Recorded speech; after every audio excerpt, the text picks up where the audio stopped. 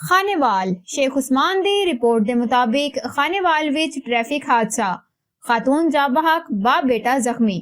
खानेवाल दे इलाके पुल रांगू दे करीब मोटरसाइकिल ते ट्रालर दा खौफनाक हादसा पेश आया। रेस्क्यू कंट्रोल रूम नू 30 जनवरी नू 11:39 ते इतला मिली, जिस तो बाद रेस्क्यू 1122 दी टीम 12 मिनट विच मौके ते पहुंच गई। हादसे विच 3 अफराद मुतासिर होए, जिन्हां विच 35 साला रोबन समाई मौके ते ही जांबहक हो गई, जबकि 45 साला इकबाल ते ओदा 13 साला बेटा अनस जख्मी हालत विच DHQ हस्पताल खानेवाल मुंतकिल कर दिते गए। रेस्क्यू कार्रवाई मुकम्मल कर ली गई है ते मुतलका अदारियां नू भी वाक़े दी इतला दे दी गई है।